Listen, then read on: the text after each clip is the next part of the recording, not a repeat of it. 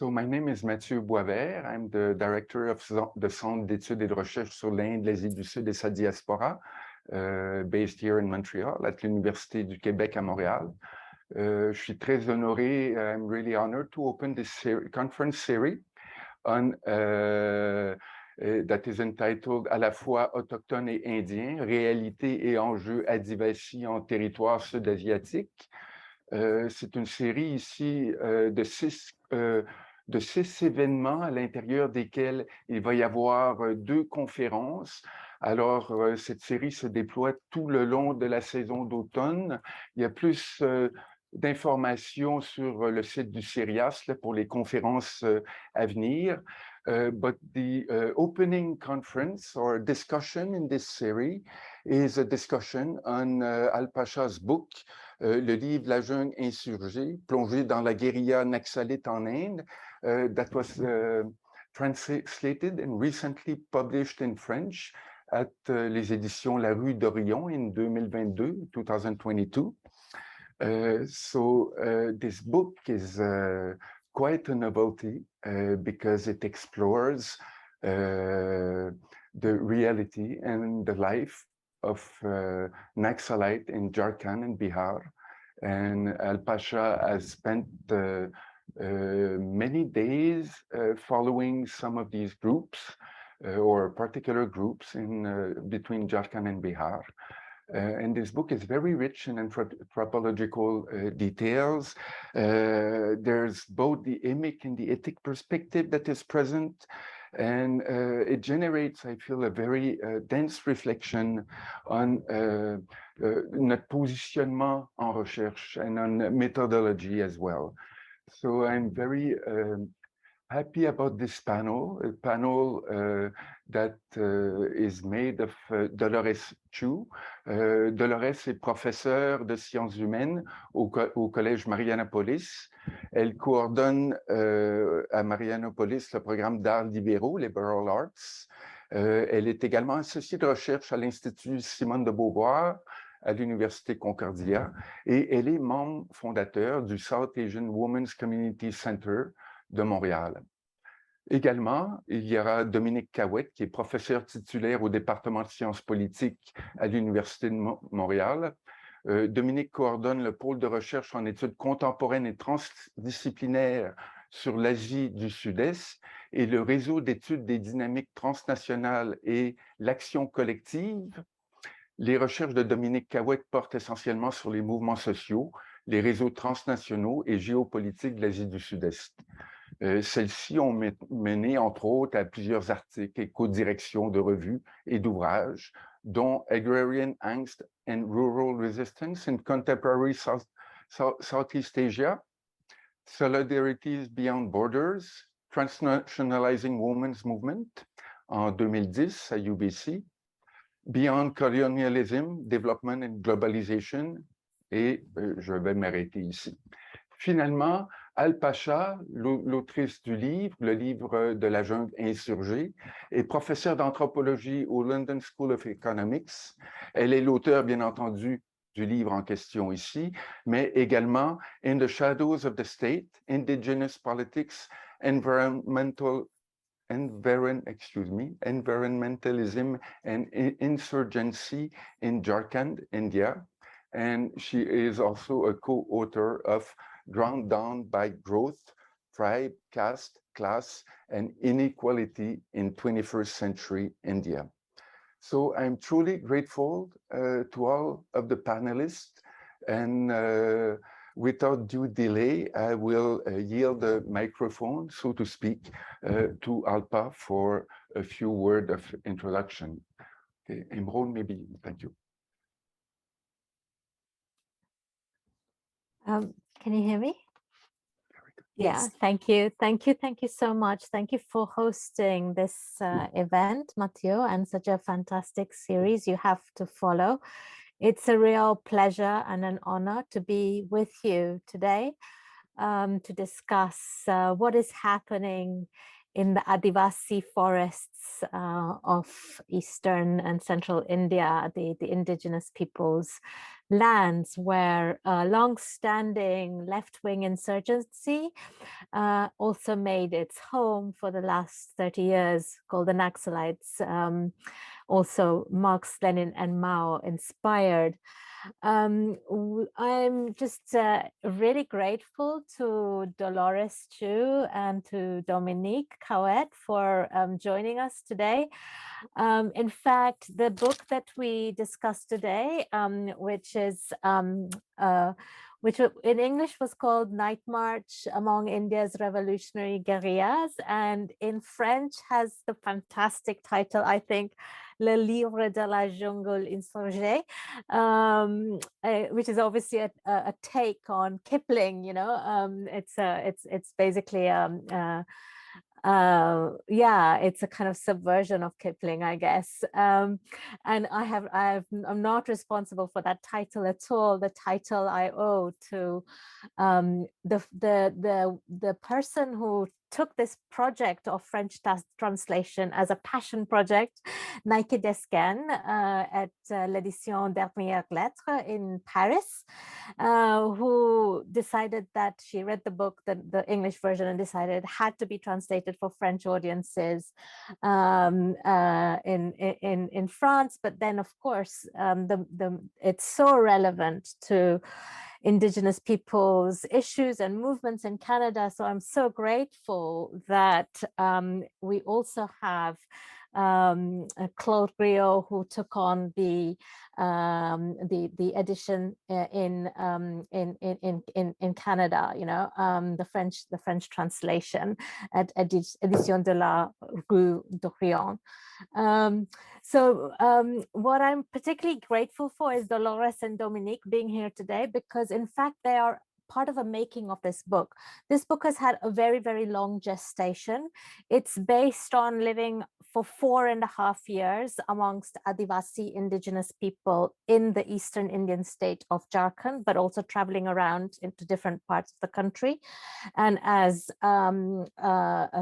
Mathieu said, I also ended up spending, well, I spent 1.5 years living in one of the guerrilla strongholds, completely unexpectedly, in the state of Jharkhand.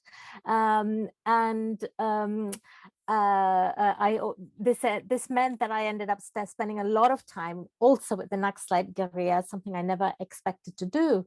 So this book is trying to understand how this movement for social transformation to make a more equal world has been persisting in India for more than 50 years, but also how it is and why it is that India's indigenous people, the Adivasis who live in these territories, have ended up joining arms with this movement and literally taking up arms, and also how and why, you know, this movement also falls apart, and how so much destruction is happening in the forests of central and eastern India. And this is not only because of the counterinsurgency forces of the Indian state, which are devastating those territories for mining, for corporate capital, for the entry of corporate capital. Now we're going to talk about all of these issues a lot more, but what I guess that was just a kind of brief introduction, but how we decided we would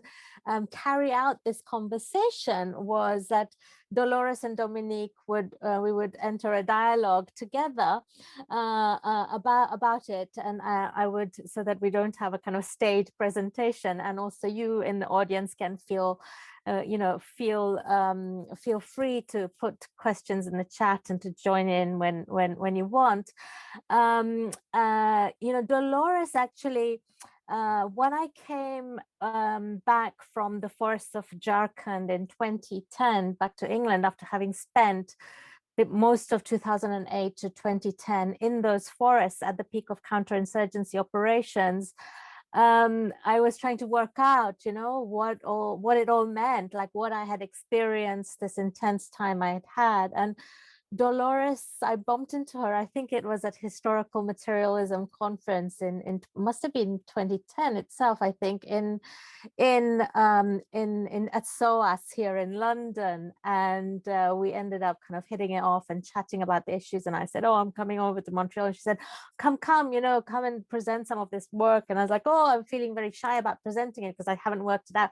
But anyway, Dolores is the connection trip to Montreal back in that day was really important to shaping one of the key arguments of the book, which is around the intimacy of insurgency and why Adivasis end up joining forces with such a movement, which I think has relevance for such insurgencies elsewhere in the world. And we can go into those arguments a little later, but I just wanted to acknowledge Dolores's help in the making of this book, and equally Dominique. At some point, maybe it was also 2010 or a bit later, I was really keen to understand what was happening in the Philippines, because a similar movement, the CPP, Communist Party of the Philippines, which was a kind of the Maoist inspired version of them, had been spreading in the Philippines, and so I was very interested to know, you know, how that guerrilla insurgency had taken shape and what we could learn from that in thinking about the Indian context. And so I had invited Dominique over to England. We have for a workshop we held in Oxford to understand this form of emancipatory politics and its contradictions. And so I'm also very grateful to you, Dominique. So thank you both for coming together today. And I guess I have a few pictures, that maybe a map. Mathieu was really keen for me to show you a map at the beginning, because some of you may not be familiar with India and the places that we're going to talk about. So let me just show you quickly a map and maybe some very, very quick pictures to put us right into the heart of these lands as far as we can go here from Zoom. And then I will hand over to Dolores and then to Dominique, and we can begin a conversation. And yeah, as you see, I have no script, so you can really feel free to jump in whenever you want. I have to thank 𝘀𝗂𝗱-𝗀𝗀𝗃𝗀 for this map, which actually doesn't exist in the English version, but is there in the French version. So what you see here is this fantastic kind of mapping of minerals onto the counterinsurgency. So I mean, probably it's too small for you to see properly on the screen, but I will just give you a general idea of the territory. So can you see Nepal here in the north? So that's the northern border of India. And then you can see, there we go. So that's Bihar.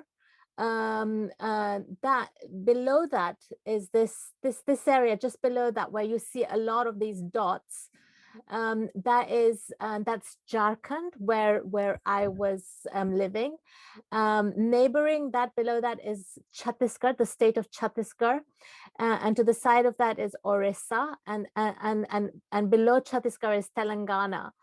Now the Naxalite movement, the Naxalbari rebellion, actually began right up here in the corner up in West Bengal in 1967 in a small village of Naxalbari, where peasants basically decided to overthrow the landlords and cancel all their debts and demand, you know, their ownership over their land. And so it was a small rebellion in 1967, but it sparked the fire of rebellion across the Indian countryside. And there were many such rebellions all across the country at the time, which met with very brutal repression in the 1970s. The leaders of that movement, Charu Majumdar, for example, they were all jailed or killed. He was jailed and then he died in prison shortly after in the early 70s. The movement was very, very suppressed, and it was a lot of students and universities at the time who had been very inspired by this movement, who had basically you know, they were inspired by the Vietnam War protests against it, and they were inspired by the anti-colonial rebellions going on in so many places, and they decided that they must, you know, leave their university classrooms and go and work with the poor, Mao style, go to the villages and help, you know, initiate and organize rebellions of peasants across the countryside. And so this Naxalbari rebellion was a part of that, and lots of very well-to-do, high caste, upper caste youth from many of India's metropolitan centers, Calcutta, Delhi, Patna, also in the south, you know, basically went over to mobilize peasants in the countryside. And so after the brutal repression that this movement met, Claude, you can just keep the map for a little bit longer if you don't mind, because I just want to move over down south in a second. After this repression, the movement, you know, people kept reigniting the movement in different parts of the country. And in the 80s in Bihar, just north of, you know, just south of Nepal, north of Jharkhand, which at the time Jharkhand was a part of Bihar, the state of Jharkhand was a part of Bihar at the time. Different groups got together in different places and started to reignite this movement, taking inspiration from the initial Naxalbari movement. Over the years, there were different factions, and then they kind of united in the early 2000s to form what is called the Communist Party of India, Maoist. You see the name Maoism is very much from the analysis of Mao, semi-feudalism, semi-colonialism. They were very inspired by early the Cultural Revolution and an early analysis of Mao and what that meant.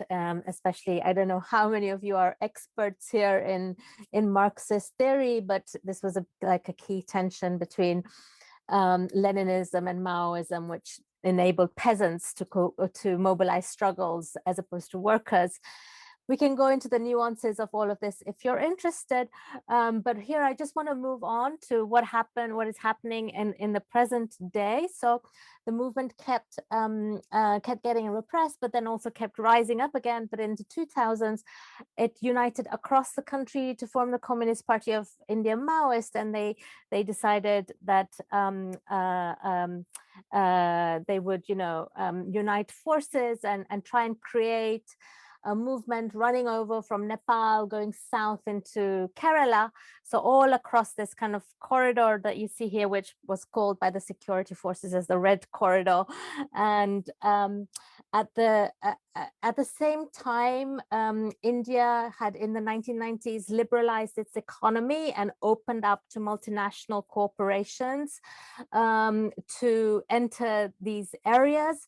So from 2000s especially, there was a big rush of big mining corporations, SR, Vedanta, POSCO, Rio Tinto, Mittal, you name them, they all wanted in.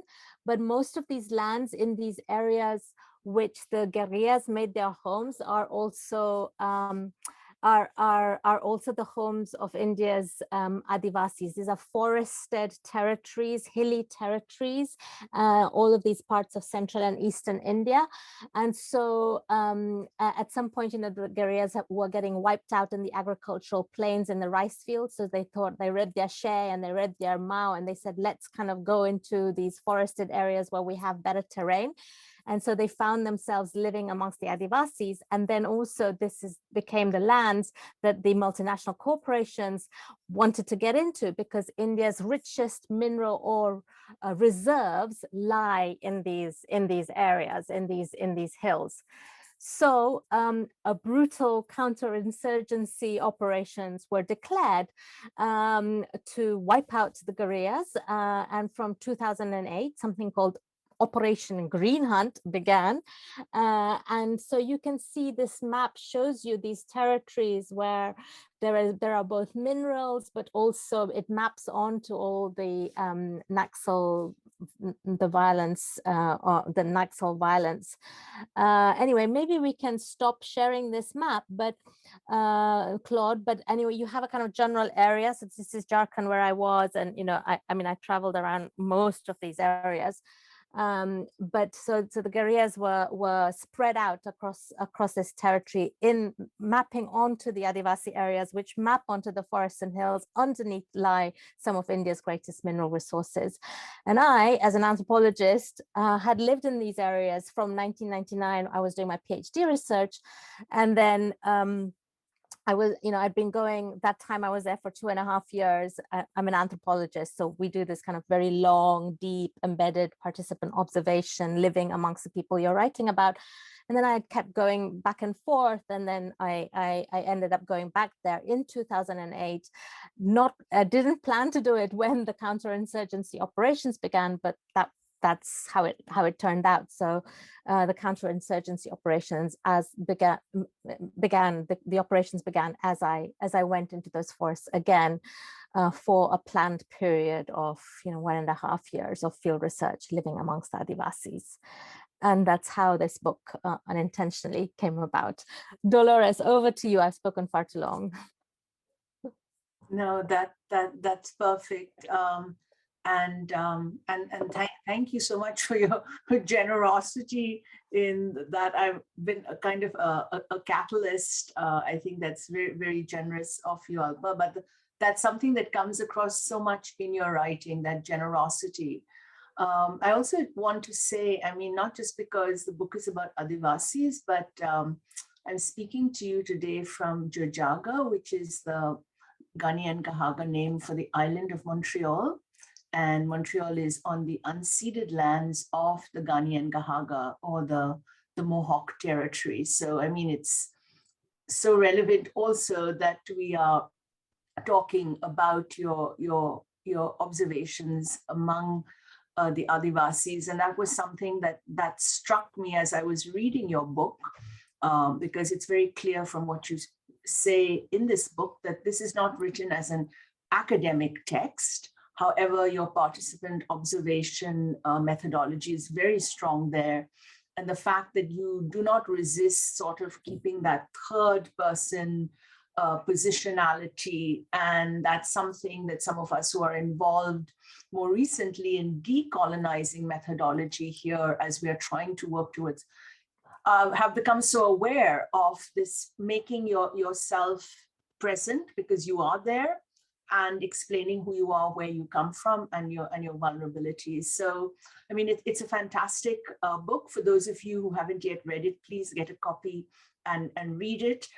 It also sort of speaks to both the long period that you've spent either there or working on these issues. I mean, you have a lot of quote unquote academic articles as well. So all that is very present in your book, the intense knowledge, but also the humility and the poetry with which you write. It's beautifully written. I'm not going to go on at length because I want this to be for you to speak, and then for all the people here to answer. So we'll have people here who know about the Naxalites, who might know about Adivasis, some who have read the book, but some who might not know very much about any of this, or might know about things in other countries. So I'll just cut to the quick.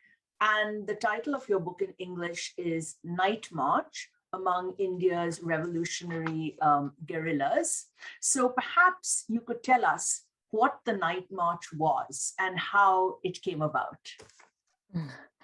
Thanks, Dolores. That's a many-layered question. The Night March is in fact a metaphor.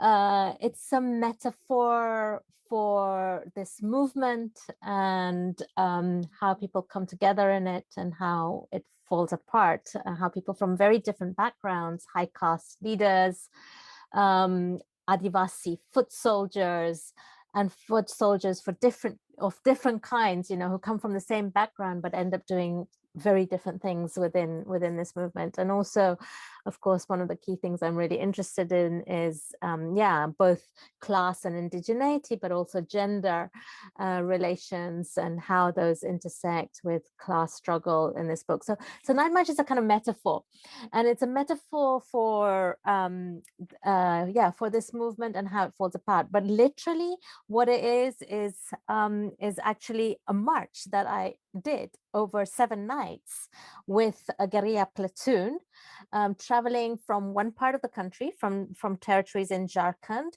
to south from Bihar down to south over 250 kilometers in the night over 7 nights, because it's too difficult to travel in the day. I mean, it was too dangerous to travel in the day. And this was a completely unexpected journey. It happened actually towards the end of my stay, or that particular stay, when I was there from 2008 to 2010.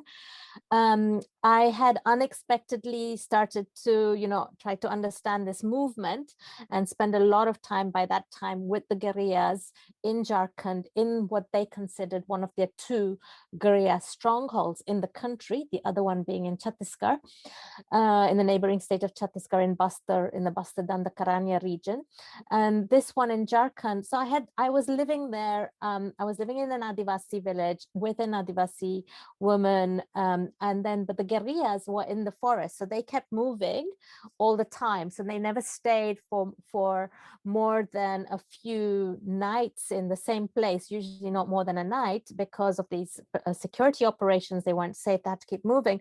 So they were moving, in different parts of the forest. And over the time I was there, they took an interest in me and they welcomed me into their guerrilla camps in the forest. And I spent, a few days with them and a few nights with them. And then, this increased over time.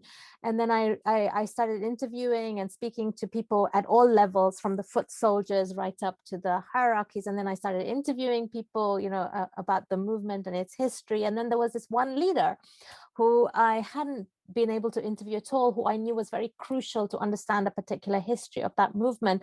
And I wanted to really interview him. And so I was like, please, can you arrange it? And then one day I was actually in the capital city, Ranchi of Jharkhand, and I got this call on my phone saying, come and be at so and so place at so and so time, and then I realized that I'm going to be able to interview this leader. This place that I was asked to go to was in the neighboring state of Jharkhand, and so I took a bus there, and I was waiting at the bus stop, and I was told that somebody will know who I am, and I have to utter various passwords to him, and then I will be taken. And then so I thought I'm going to interview this leader. I thought I'm going away for maybe a night or 2, and so I ended up in a big camp in the forests in Bihar,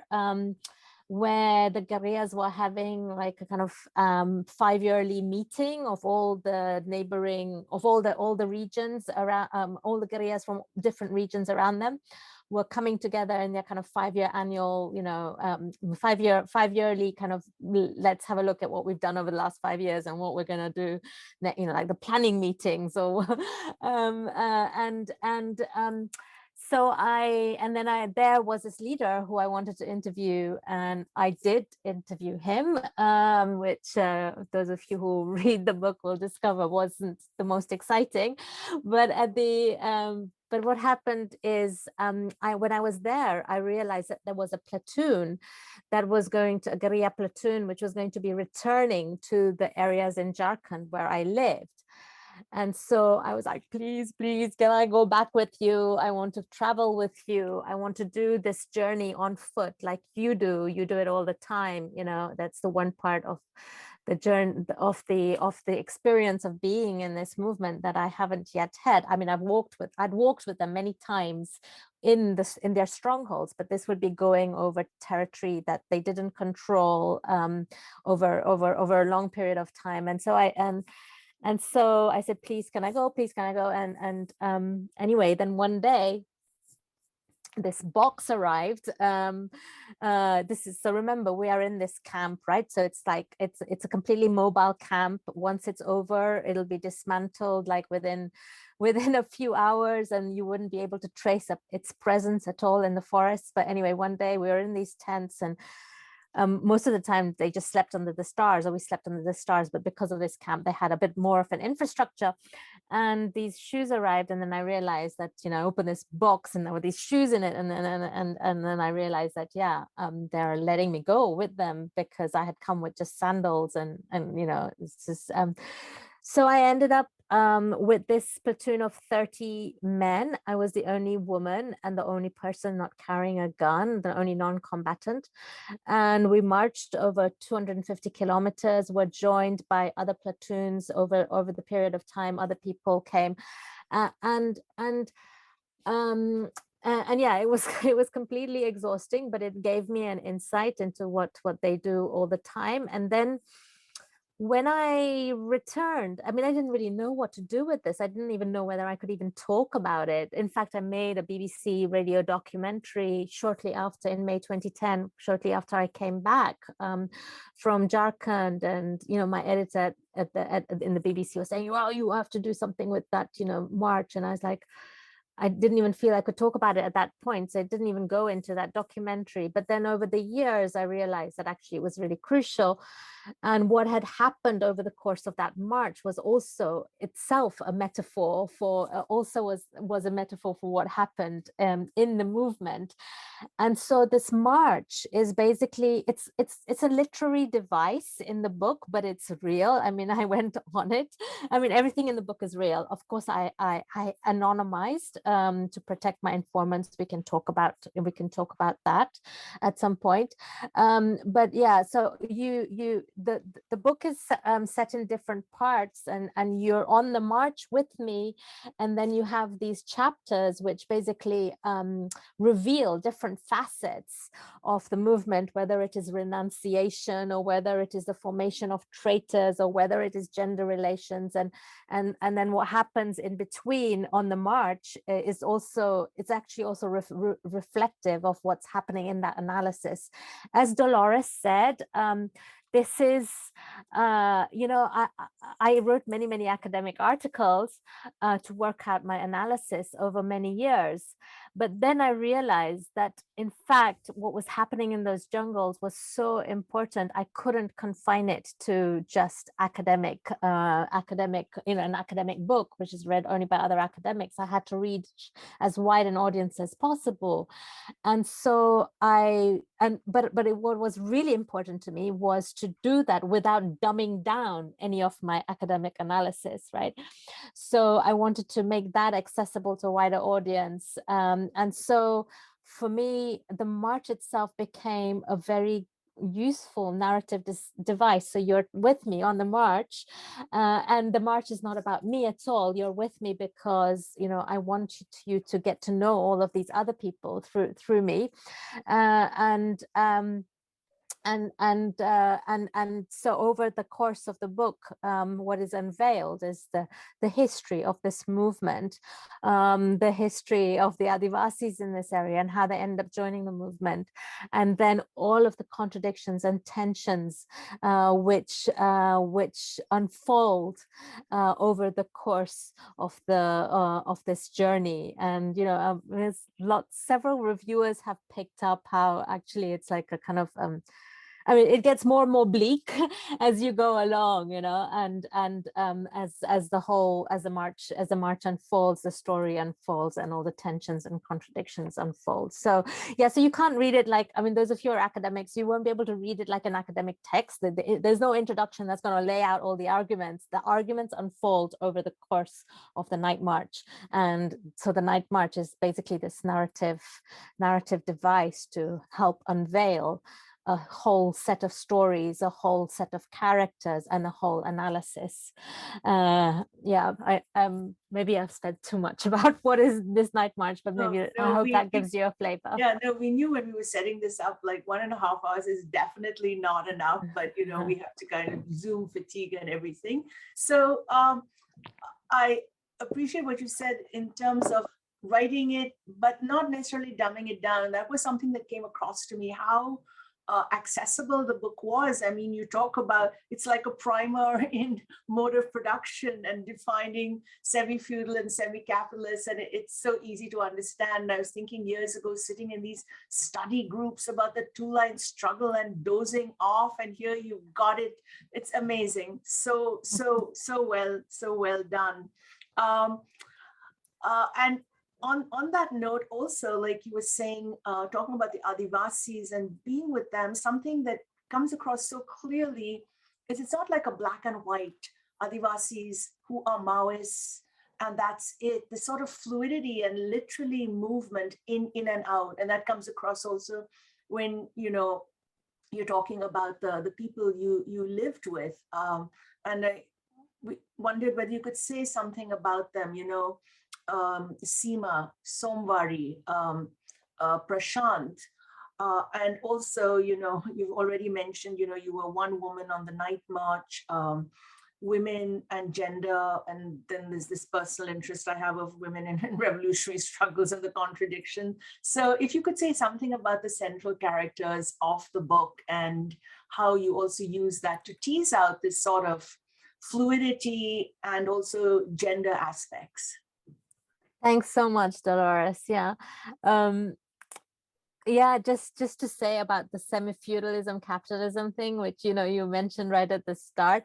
I mean, yeah, it took me 2 years to really understand those debates, you know, in order to work out like my position on that in relation to the spread of the Maoists. So it was like, I'm so happy that you know, you brought that up and you, because this was their language. So I was trying to understand, you know, that the different kinds of language, linguistic registrars in this movement, which it meant not only the Adivasis, but also taking the movement seriously for what it is. And so the idea is, as Dolores, you've so, you know, so well highlighted. So what I wanted to do is to present to you this analysis through a few central characters. And the idea was that, you know, I mean, what my time and experiences and my analysis in anthropology showed that, of course, it's not black and white, right? It's not Adivasis who are, so the conventional theories around such movements are, and this was also the case of the Naxalites, was that Adivasis are either stuck between two armies, so that of the Maoists and that of the state, so that of the rebels and that of the state, or they are coerced into and they're coerced into joining, or, you know, which is that they're forced into civil violence, you know, into insurgencies. They're forced into these movements, or that, you know, they're gaining something, like there's some monetary gains, you know, those theories of greed, the kind of rational choice theories, or there's the theories of grievance, that, you know, the guerrillas are genuinely addressing some of their deep felt grievances, and hence, you know, the Adivasis are joining, the indigenous people are joining such movements. What I'm trying to show in the book through these different characters is how all of those theories are partial at best, and how the reality is so much more complex and sophisticated on the ground. And what I show is how in these areas, the Naxalites, the leadership is really very much a high caste, upper caste leadership from very well-to-do backgrounds with PhDs and master's degrees, and, you know, real intellectuals who are there in the forest and who have been there for 20 years, 30 years, you know, or more. And so that kind of leadership is portrayed to you through a main character called Gyanji, who is the high caste leader who I got to know very, very well. And he is a kind of central character in the movement. And I tell the history of the movement and how people like him get involved in the movement, wanting to renounce everything that they had in the past, that, you know, decaste themselves, they say, declass themselves. So break ties with their families, that's the idea, break ties with their backgrounds, and, you know, go and live amongst the Adivasis. So they really took this whole idea of communism as not just a future project, but as, you know, a way of like living in the now, here and now, very seriously.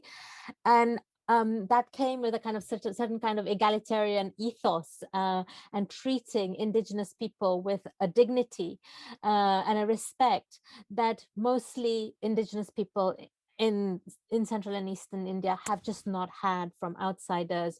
You know, they've been treated as jungli, which is like a Hindi word for talking about their barbarism, wildness, savageness, jungali, of the jungle.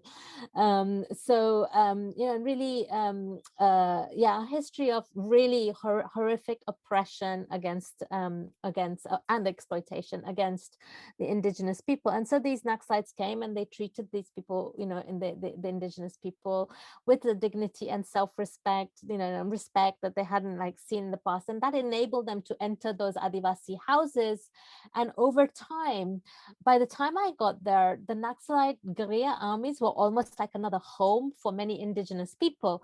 So, you know, in one of my other central characters is this young boy called 𝘀𝗱𝗀𝗀𝗀𝗀, a young man, 16-year-old, and he was my bodyguard on the night march. But he was also somebody I knew from back in the villages. His father was my friend. He had a little tea shop, and you know, I remembered when 𝘀𝗀𝗀𝗀𝗀 actually joined the Naxalites. You know, what had happened is he was working in his father's tea shop, and he had spilled some milk, and his father got really annoyed, as parents do, and you know, slapped him. And 𝘀𝗀𝗀𝗀𝗀𝗀 was like, okay, it was the end of, you know, a lot of rows with his parents, and he basically said, I'm leaving, I'm going. And you know, and he went and he tried to join the Naxalite guerrillas. And in fact, the Naxalite zonal commander of that area was friends with his father. And when 𝘀𝗀𝗀𝗀𝗀 first came, he said, no, you can't come and stay with us, your father needs you in the tea shop, go back, you know. And so he'd actually refused him, and 𝘀𝗀𝗀𝗀𝗀𝗀 but then 𝘀𝗀𝗀𝗀𝗀𝗀 still find another way into another part of the guerrilla armies. And you know, so and that's how he ended up in the guerrilla armies. But many Adivasis were doing this, right? They were spending a few months with the guerrilla army, sometimes a few years, then would go back to their villages, might come back again, might get, so they'd become like another home. When you have a love affair that you can't live out in the villages, go to the Naxalite armies. When you have a fight with a parent or sibling, go to the Naxalite armies, you know.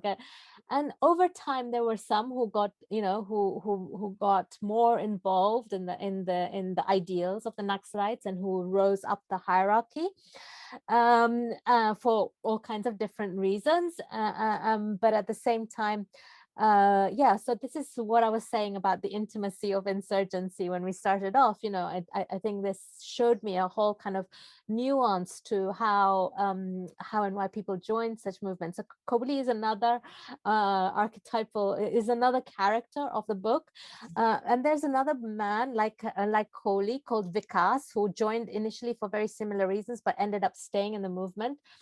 And he, over the time that I got to know him, and over the course of the night march, you will see there's always this kind of fear of what is Vikas up to, and what is he doing, and is he leading us down another trap, and are we gonna get surrounded by the security forces? And I had this deep suspicion of Vikas from the first time I met him.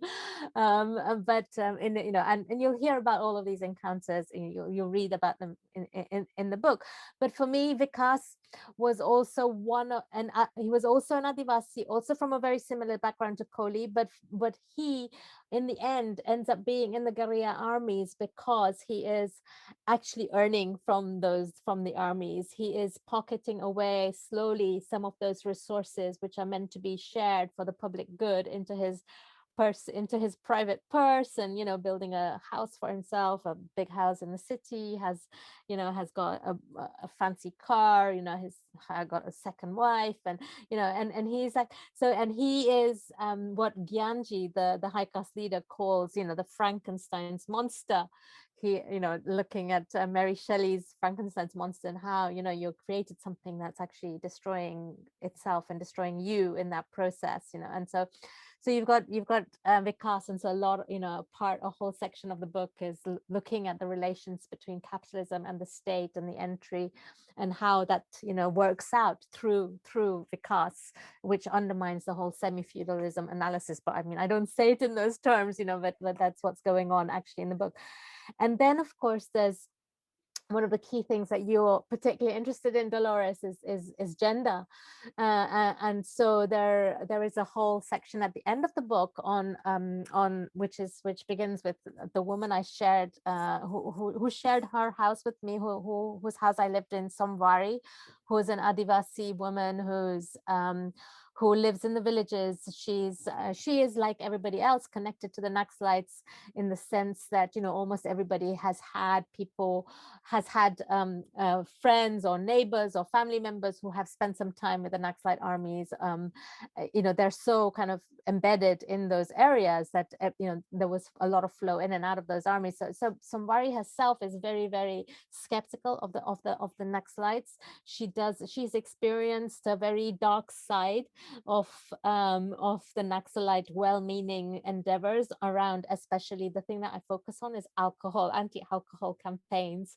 And so the Naxalite had this like women's liberation front, and basically were trying to implement what they thought were progressive policies in this area, which was anti-alcohol campaigns, which might have been relevant in some parts of India, but really weren't relevant in these parts of India where the indigenous people actually had drinking practices which were quite at odds with most of the rest of India.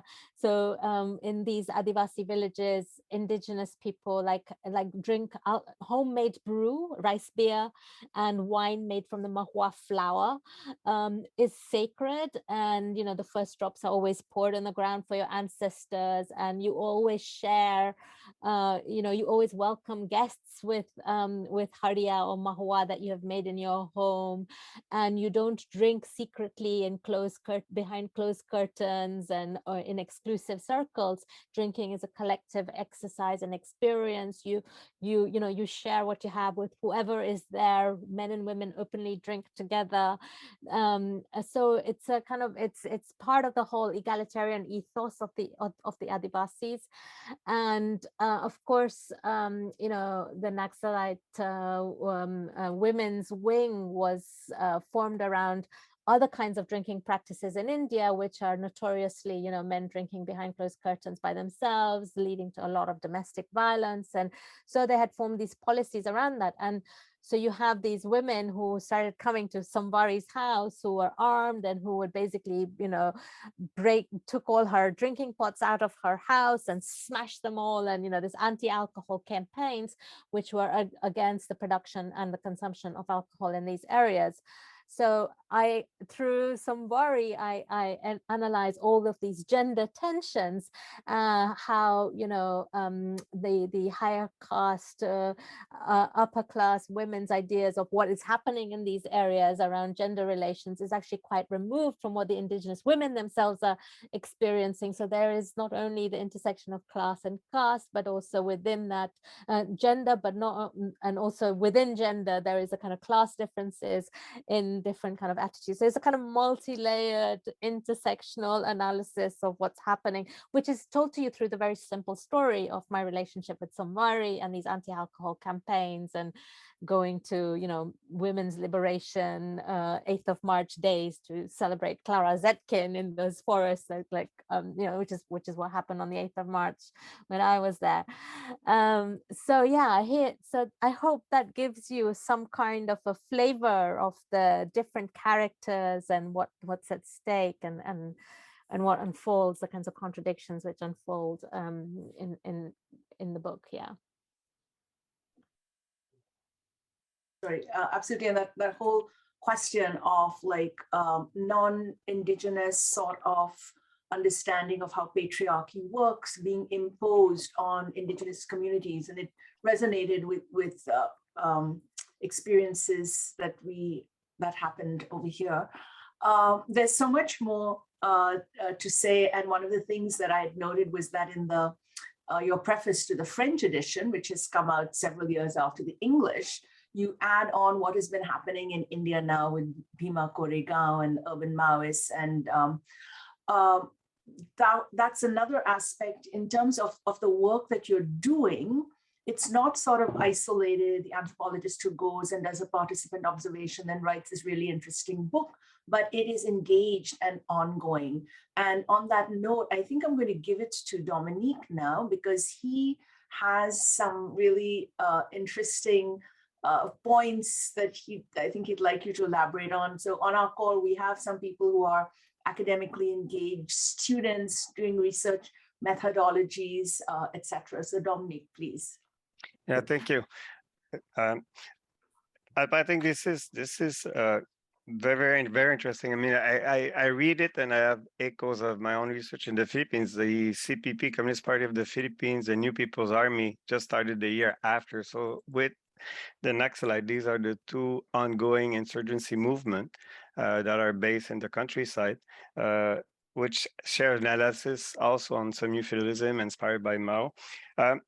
What I'm curious to, because based on my own research, the emotional dimension of doing research is key. I mean, when I went also in the jungle in the Philippines, what struck me the most is you feel safe because there are trust, and the trust is a key variable. Guerrilleros are able to move from one place to the other because they have the trust of the local population. It's also the emotion. People, I mean, it's when you read, it's one thing, when you imagine it is another thing, but living day to day for years and years in clandestinity, in the underground, in mountains, these are tough conditions. You don't talk so much, but walking at night, I mean, I've tried it, it's tough. These are tough situations. So I'm very curious of how do you, in terms of methodology, because I share that type of approach, and I would like other students to go in that type of, how do you see yourself being able to capture the emotion, the trust, the agency of people who are joining, and what does it tell us about how we can conduct research in anthropology that is grounded and is able to go beyond categories, to be open-minded in our approaches, and what are the ethical dilemma when you conduct such research? Oh, that's so huge, Dominique. Thank you. Yeah, you can do it. Yeah, of course, trust is absolutely crucial, right? But you have to remember that this is a context of extreme mistrust, you know, I mean, so which is why trust is even more important, because obviously everyone, you're always looking. I mean, I remember coming back from fieldwork and I couldn't like sit in a restaurant or, you know, without like looking over my shoulder. Like I really felt like I would, you know, like, because in the end, my research had ended up being undercover, you know, because Operation Green Hunt began, and you know, everyone was being thrown out. Journalists were being thrown out. Human rights activists were being thrown out of these areas at this, you know, at that time. And I always thought, well, you know, won't be able to stay. We'll have to go. But somehow, you know, managed to last it. But then that was, you know, in the end, it was basically by really trusting in the villagers and also in the guerrillas who took care of me, you know, and I think one of the key things for me was the intellectual generosity that they had, because what was very important to me is that I wasn't going to, you know, when I first met the first guerrilla leader I met, you know, they basically said that we don't mind whatever you want to write. We are interested in a critique, and the book is a deep critique of the Naxalites, as you will see. But what they said is, you know, we just want you to read our documents and to understand what we are doing from our point of view, you know, and which I did, which is why I spent 2 years reading all of these modes of production stuff, which like basically led to, you know, this movement still staying on in this form in this country, in India today. And I think is also the backdrop of the CPP in the Philippines, you know, the whole analysis of semi-feudalism, semi-colonialism, which is, you know, why I was really interested in hearing more about your work when we first met. And so I think, you know, trust is like, so having, if they had said, no, we only have, you can only, you have to have our point of view only. If they didn't give me that intellectual space, that critical space to write what I wanted to write, or I could write, right, that would have been, I think I would feel very differently. So they gave me that openness, the generosity, to expand. And that meant also that I think the trust can grow in that situation, right? Because a critique is like kind of really necessary.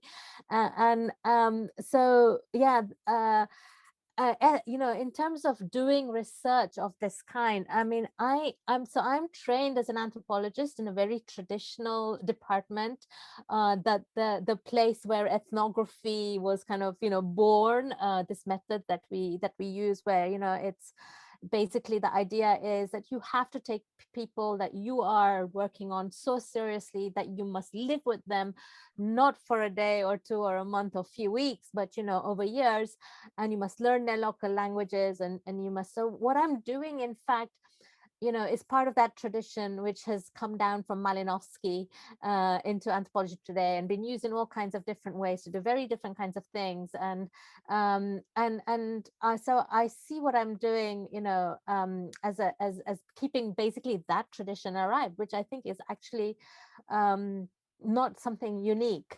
Most of my PhD students, do 1.5 years, 2 years of field research. I think it's maybe something that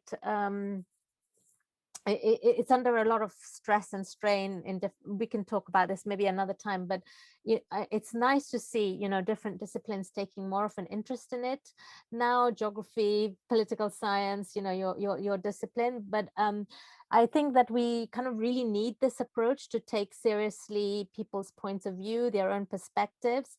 But at the same time, in terms of writing, I am in the book, as you and both, Dolores also noted, but I'm not there to tell you my story. I tell you as much of my story as I need to, in order to bring other people to you, the people that I want to tell you about, the people when I want to write about. So the book is about the Gyanjis, the Vikases, the Somvaris, the Koles in this area. It's, it's so that's why, in terms of emotions and all, it's not one of these books where, it's all about, I remember there were several publishers who were interested in the book at the time when it was being published, and when I was looking for publishers, and they all said, put more of you in, we want to know your story, what happened, it's about you. And I was like, no, I'm not going down that route. This book is not about me. This book, I'm in the book because you need to know how I know all that I'm telling you, because I'm there as a device to lead you into all these other people, but it's not about me. So I keep very my own emotional workings, and what I, it's there it's very, like, it's there, it's subtle, it's there, but it's not at all the point of the book, so yeah. And then in terms of ethics, I mean, huge things there, all kinds of things, from the writing of field notes, anonymizing from that time, whether they're going to get into the wrong hands, all the mechanisms with that were put in place to make sure that I don't have them on me, all the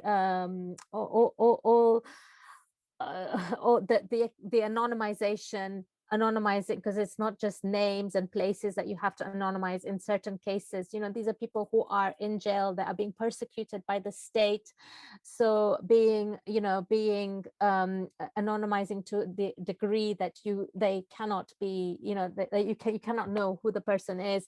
So thinking about the legal side of the book, I remember when we had a legal read of the book, the publisher in India, because this book came out in India separately to other places, and the legal read resulted in 60 instances of sedition. And sedition is basically, you end up, as Dolores said, many of our colleagues are now in Indian prisons as alleged Maoists. on trumped up charges, no evidence, and these are the people who were, one of them, Father Stan Swami, a Jesuit priest. He was working in Ranchi, in these parts of Jharkhand where I was, and he was going around all the prisons of Jharkhand looking at all the Adivasi. So there are, at that time there was 6,000 Adivasi prisoners in the jails of Jharkhand alone, all in prison, trials not begun, some languishing there for years and years. Many would just like grow old there because they can't afford the trials. They're in prison as alleged Naxalites under anti-terror laws. There is this particular law called the UAPA in India, which is like quite horrific, where you don't actually they don't need any evidence. They can just put you in prison, and then these trials won't begin for years. And so he was basically showing how these Adivasis are languishing in jail. He wrote this report, and then he petitioned the High Court to try and get them out of jail, or to at least do something about them as soon as possible. And they imprisoned him. They imprisoned him in this case called the 𝘀𝘂𝗱-𝗀𝗀𝗀𝗀 case, which you can look up on the internet. There's a lot about it, in which 16 intellectuals have been imprisoned, artists, human rights activists, lawyers have been imprisoned in this very crazy case. And all as urban Maoists, now these Maoists have got this urban project, and completely, from different parts of the country, all over the country, right? All raided on one night and over several nights. So this was all going on, and this repression was going on whilst I was working out, what I was going to do with this material, which is why I thought that it is my ethical responsibility to write a book like this, which is not confined in the university classroom, that has to get out to wider audiences to help people understand, what those people that Stan Swami was talking about. Who are they? What were their lives? Who was he fighting for? It's the people in Night March. That's Kohli, that's Vikas, that's that those were the people who ended up in jail, right? Who are there right now in jail.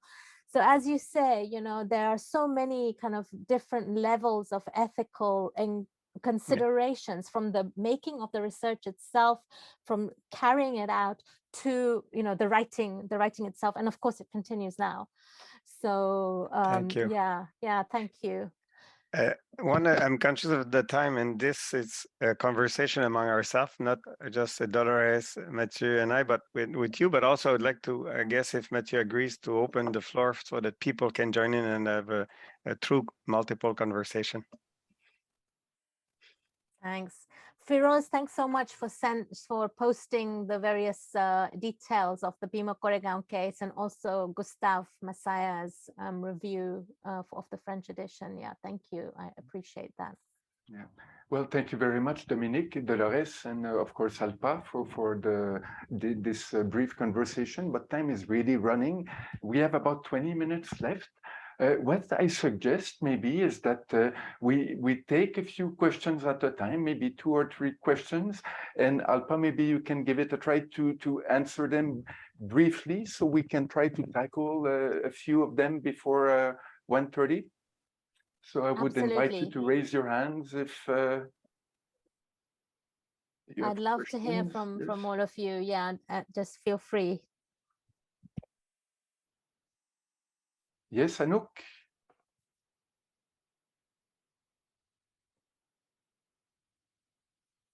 Your mic is off, Anouk.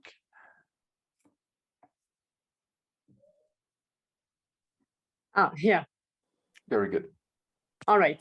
Yes. Hi, everyone. And thank you, Alpa Shah, for the very clear presentation. I cannot wait to read your book, which I haven't done so far. And as a result, I'm curious about the gender topic that you mentioned.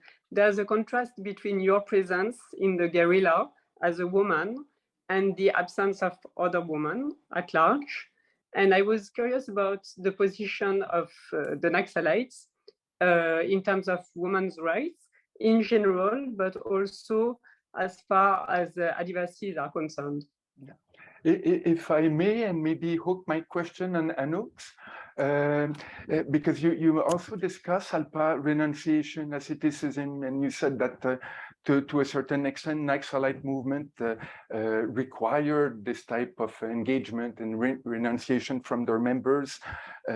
But at the same time, you talked about alcohol and how the idea of managing alcohol was a high caste vision that would not prevail with Adivasis. Do you find also that Adivasis in general would have a different relation to sexuality, that different from what would be put forth in higher caste structure, or it's linked to Anouk's question to gender? Thanks. Yeah, thank you both for your questions. And yeah, they're very relevant. So Anouk, just to clarify, although the book is framed around 7 nights with this guerrilla platoon, I'm drawing on 4.5 years of having lived in these Adivasi villages, and also 1.5 years of having moved with the guerrillas in different contexts. So what you see in the book is you'll be on the march for the 7 nights, but you're constantly going back and forth in time and uncovering all kinds of issues that took place in different places in different times. And so although I was the only woman on this march, in fact, at the end, I am joined by a whole a platoon of women, and that allows me to start exploring, you know, all the gender issues. So yeah, so I just wanted to kind of clarify that it's not that I spend time only with men comrades. I spend a lot of time with women, and yeah. So you know, Mathieu, you realize a very deep tension in the book, which is one of the tensions and contradictions that I'm exploring, that although these leaders really tried, the high caste leaders really tried to get rid of their decaste themselves, declass themselves, you know, at the end of the day, still there are these very incipient ideas of rights, of women's rights, which I think still come from that background, and which are quite different to what is existing amongst the Adivasis. So so there is, you know, so that's one of the kind of contradictions of caste and class and indigeneity that is being explored. So to put it more precisely, and you know, amongst the Adivasis, gender relations are much more egalitarian than in the rest of India. So this is not to say that they are totally egalitarian at all. And you know, Adivasis are by no means one group. And as I explore in the book, Christianization, the presence of the state, has actually made many Adivasis emulate the upper castes. So in fact, that has happened is within their own households, women have become more and more confined to the household as they rise up the class hierarchy. As they rise up the class hierarchy, they're emulating the upper castes. So there are all these contradictions within the Adivasis. And so what I'm exploring here is alcohol, but there is also the whole sexuality issue as well, where, you know, it is much more common to have premarital love affairs, to, in fact, for people to find their own partners. If a relationship isn't working out amongst the Adivasis, you know, if a relationship isn't working out, okay, you leave it, you know, and women leave it as much as men. You can shack up with somebody else if it's not working, you know. And I think this really adds to women's autonomy and independence and lack of marginalization. And again, I just want to say that I am not saying that, you know, women are equal to men by any means, but that, you know, these kinds of things just don't exist in the rest of India, apart from, of course, amongst the very elite. So yeah, so I don't know if I've answered your questions, but the Naxalites the leaders, and including the women leaders, they have actually some of the most sophisticated analysis of gender relations in amongst left movements in India. So, for example, a wonderful woman leader called Anuradha Gandhi, who died just before I arrived in these forests. She died actually of malaria. She died in these same forests, you know, and so she has actually written some of the most sophisticated writings on gender issues in Scripting for Change, which is one of her kind of edited collections, a collection that was posthumously put together after she died. And but at the same time, I'm analyzing her writings and showing how, you know, still there has been this failure, I think, to really understand, you know, gender and sexuality as it existed amongst the Adivasis in these forest areas, which is different to, you know, the plains or different to the cities, and where you find actually very progressive ideas of gender, the most progressive ideas of gender that I have seen in India. As a woman myself, I felt so safe in all of these areas, traveling at night, which I would never have felt in the neighboring plains of Bihar, which are caste-ridden plains, or even in the cities. So yeah, Anouk, you know, if you look at the last section of Night March, I'm sure all your questions will be answered, but please feel free to write to me if you want to know more. Yeah. Thank you, Alpa. Marie Bouti has put a question in the chat. I will read it. What is the state of the Naxalite movement today? Is Operation Green Hunt still underway? Yeah, Marie, thank you for this important question.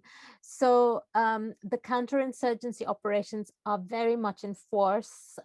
When I lived in these forests, at the 100,000 security troops were sent to surround these forests when I went there. But what they did is they surrounded them. They'd be in the plains, and they didn't feel safe enough to climb up into the hills where the guerrillas were. The guerrillas had laid manual landmines all down the dirt tracks, which they'd blow up as soon as, you know, a security force platoon tried to climb up. So what the security forces would do when I was living there is that they'd climb up in a force of just 500 or more, and they'd climb up on foot, because then you can't blow up. They can't be blown up. They're blown up if they're inside a car or in a vehicle. And so they used to climb up, and their vehicles would follow, and then they'd set up camp for, you know, 2 days or 3 days, and then they'd go out on these combing operations to search for the Naxalites. And, you know, they'd be all of these things called fake encounters, and they'd kill ordinary Adivasis and present them as dead. And anyway, all of these things would happen, as was happening then. But the militarization has just only increased and increased. And today the jails are kind of flooded with alleged Naxalites. The military barracks have climbed up into the hills. They have tarmacked all those roads, so you can't lay landmines underneath them anymore. There are big security force camps in those forests where I lived, where I lived, the place that is called Lalgarh in the book. There is a huge military camp now. There are permanent barracks there, where, you know, place where they wouldn't stay ever for more than a couple of days. Yeah, it's basically, I think the mission is really to try and get Adivasis out of those areas. In the neighboring state of Chhattisgarh, there were these very fierce counterinsurgency operations in which Adivasis were armed to kill their neighbors as vigilantes. This purification hunt, it was called in the local language, Gondi, Salwajudam, that's what it was called, you know, where villages were burnt down.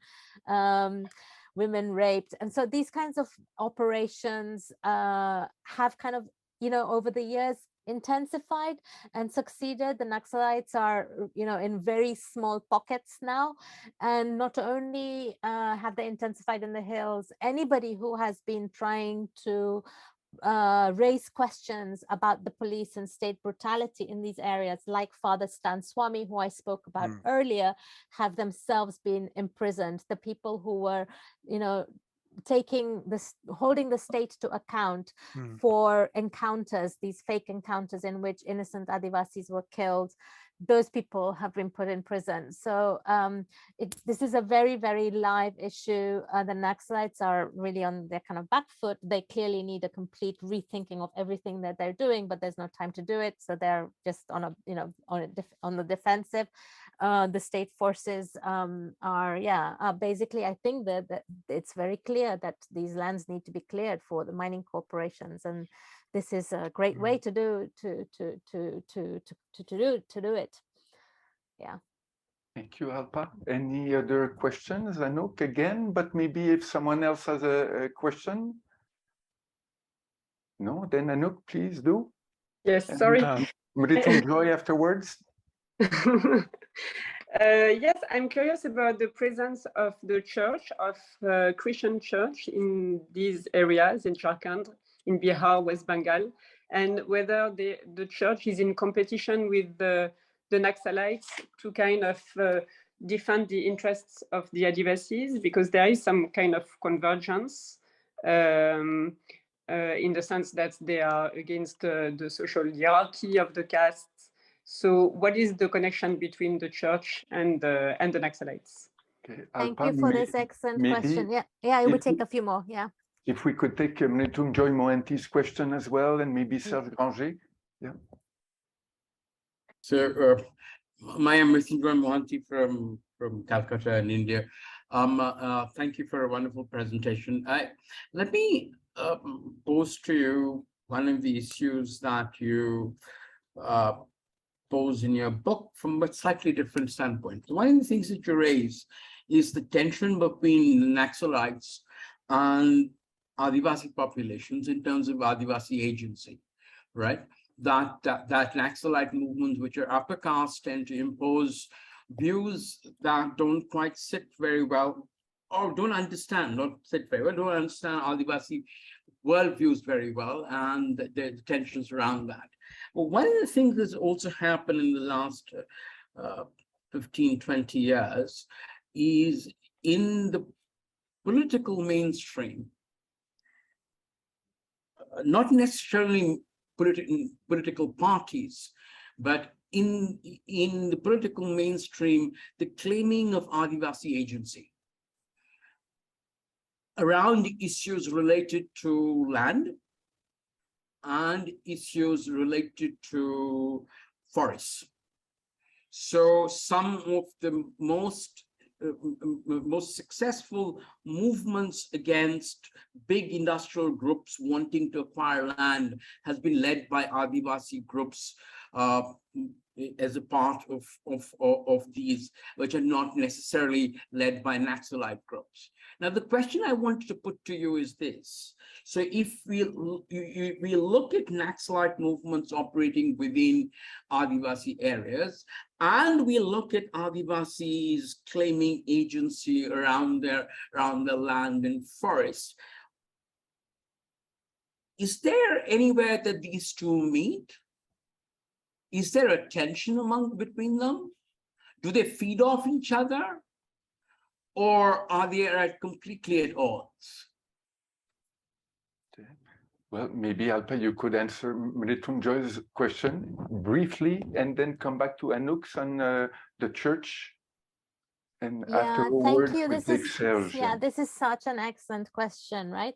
You know, I mean, if you take, I think we have to look at these things, at least my perspective is that we need to look at these things in concrete situations. So you're completely right that there have been some very successful Adivasi movements which have kept away, you know, some of the mining interests in this region, and one of the great ones, of course, has been Lanjigar and the Vedanta entry into Orissa, and the way in which the Dongriya Kond have been put forward, you know, as this as a movement. And of course, I think like in that situation, like, I mean, there's many things going on. One is that such movements easily, which are not Naxalite, they haven't got any Naxal inspiration, as far as I know, or maybe Naxals get interested in them in the later stages, but it's easy to paint them as Naxalite, you know, so easy to paint the for the state to paint them as Naxalite and therefore, destroy them. But such movements are actually, I think the question of violence is like a big one. And, most of these Adivasi movements are, non-violent movements, whereas what we have with the Naxal movement is a violent movement. So it's very easy to then paint these movements as violent movements and relate them to the Naxalites, and then actually, really come down on them. So there are so many tensions, between these different movements, these different actors, including the church. Anouk, you asked about, many Adivasi movements in Jharkhand have been inspired by the church, and I talked about Father Stan Swami, but Father Stan Swami is actually an outlier even within the church in Jharkhand. He was actually an outlier in the sense that he had a very deep critique of what the church was doing in many all over the country, but especially in Adivasi areas. And his work was not necessarily, when you talk about the church, there are different factions of the church, there's different branches of the church, but historically the areas which had a Christian conversion, those were areas that the Naxalites never really got a hold of. So the Christian areas, and I talk a little bit about this in Night March, but the Christian areas were not the ones which were where the Naxal strongholds were. So I think you see there's very interesting divergences there. And then in the Christian areas, there have been some very strong movements against, for example, in Jharkhand, there was a Netarhat field firing range, the big field firing range, which was going to be taken over by the army, and Adivasis mobilized to try and stop this from happening. And over the years, that movement has seen different, it's been divided in different ways. So there has been, the non-Christian aspect of it, and the Christian aspect of it, and then the Maoists came in later as well and wanted to kind of support it. So there are all kinds of internal tensions, internal contradictions around all of these mobilizations. So I think, thinking about your two questions, Mrityunjay, your questions, I think that we really need to analyze like specific contexts and their kind of historical development. And it's not at all straightforward. And also within the history of the Naxalite movement itself, in the Adivasi areas, there have been different positions.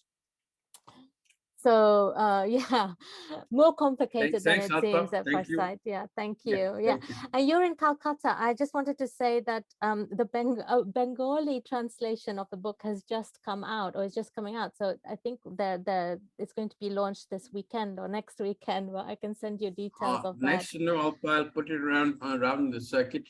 Even though I don't read Bangla, so I don't know. But I'll certainly put it out in the circuit that the Bengali translation of your book is going to be out soon. Thanks. Yeah, I can. If you email me, I can send you details. Yeah. Will do. Thanks. So we have time for one last question from Serge Granger. Okay. Thank you for your presentation.